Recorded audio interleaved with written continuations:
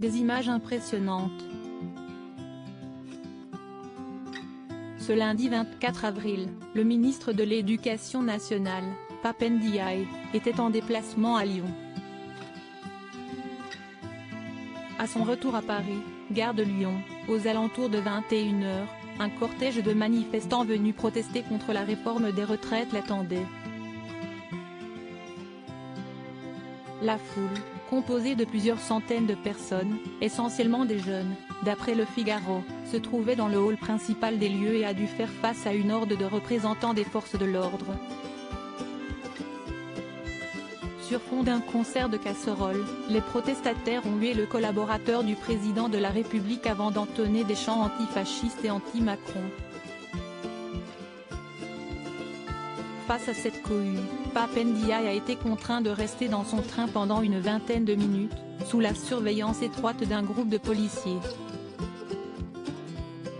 Comme le révèlent les images capturées par nos confrères Clément Lano et Rémi Buizine, le ministre de 57 ans est ensuite sorti précipitamment de son wagon avant d'être exfiltré par un tunnel situé en milieu de quai. Il a donc pu quitter discrètement la gare en évitant la sortie principale et en échappant ainsi aux manifestants. Elisabeth Borne, Bruno Le Maire. Découvrez les ministres à leur début. La visite de Pape Ndiaye à Lyon est aussi fortement perturbée un peu plus tôt dans la journée. Le déplacement de Pape Ndiaye à Lyon a lui aussi été perturbé par un important mouvement de contestation contre la réforme des retraites.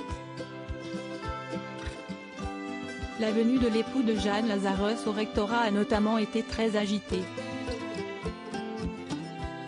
Quant à sa visite à l'Institut national supérieur du professorat et de l'éducation, INSP, elle a même été reportée en raison de la présence, devant le bâtiment, d'une centaine de manifestants, rassemblés en comité d'accueil après un appel lancé par la CGT Éducation du Rhône sur les réseaux sociaux.